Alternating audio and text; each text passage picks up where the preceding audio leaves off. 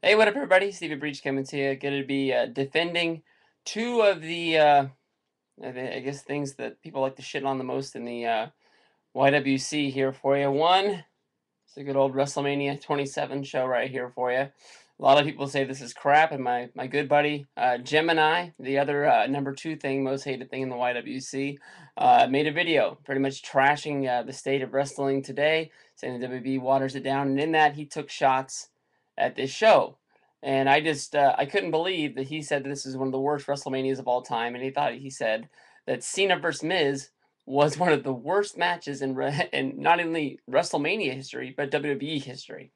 Well, this is an awesome WrestleMania, and I'm not only saying this because I spent tons and tons of money in order to go to this show.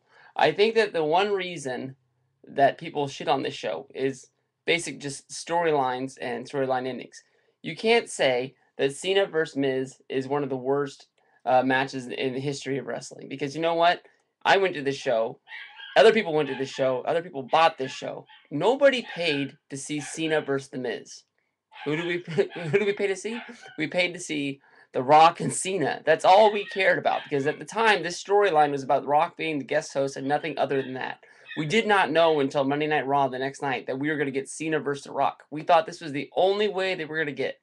The way that I thought they were booking this is that they made The Rock look like he was chicken shit, like he wasn't able to get in there and fight this fight himself. At any time, he could have made this a three-way dance. He had the guest host privileges, which means he was the runner of the pack of the whole show. He was basically the Raw GM or anything. They gave him more power than anything, and he didn't do anything about it except put himself to come out there at the end and to restart the match. That's all he did. Uh, that moment when he did come back he came out and said the show wasn't going to end like that and cost Cena the title and went after the Miz. And then got in the show standing on the ropes. That was a great moment, not only for WWE but for WrestleMania, for wrestling fans out there. Honestly, all of us thought that was the only way we were going to get to see The Rock. We never thought we were going to see him again. We thought that might be his swan song. He'd go back to Hollywood, start making some crappy movies none of us want to see.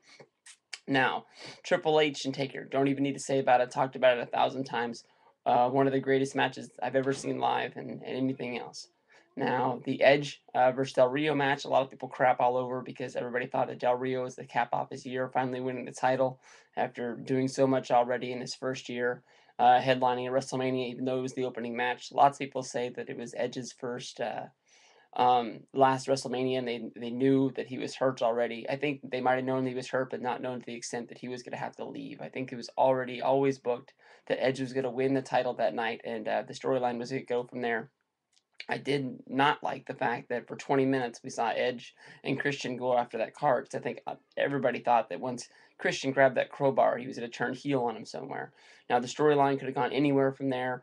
It could have been that Del Rio used his money to actually pay off Christian, and they were going to have Christian turn on Edge at the next pay per view, make Del Rio the champion that way. Then we were going to get an Edge versus Christian feud, which I think everybody would have liked, but to help elevate Christian, put him higher up the card because I think everybody hated the way that they elevated Christian with him winning the title against Del Rio in the ladder match, and then putting it on Randy Orton on the first SmackDown after that. I thought everybody thought that they were shitting on Christian and we were never going to see him move up the main event again.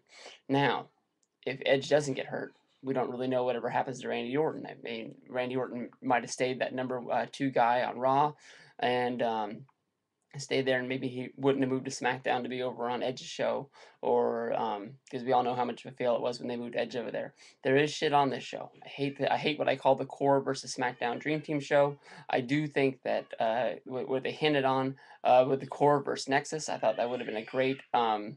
A great match to have at WrestleMania. They hinted it at the Rumble. They sort of used the whole Nexus kicked out of the feud with Randy Orton, which made the Randy Orton versus CM Punk match, which is a great match on this show, probably the greatest wrestling style match that's on this show. That made it even better when you finally saw Punk versus Randy Orton go face to face when he tried to slide in the ring to try to save, I think it was Mason Ryan from getting punted, the last guy that was going to be able to help him. Now, you also had Cody Rhodes get elevated up the card by Rey Mysterio, which is a great match. Two WrestleManias in a row. Mysterio, a guy that I don't like. But if he puts on a great match, I will give it to him and say, that's a good match, and I respect him for it. I will never pay to see one of his matches just for him.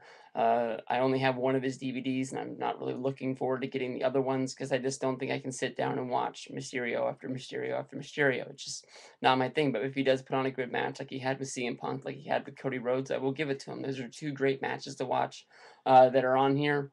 Um, let's see, the Cole versus Lawler match. I don't think anybody needed to see that. The only moment out of that that's really good is when Swagger's doing his push-ups and he gives you that epic Swagger face when the Stone Cold music comes down and him stunning everybody. But this is a good show. I mean, you can't go wrong with this. Pop this in, you will watch this, and you will like it. This is no way in the world this is the worst WrestleMania of all time. There's no way that the Miz versus Cena match is the worst of all time. This is good shit here.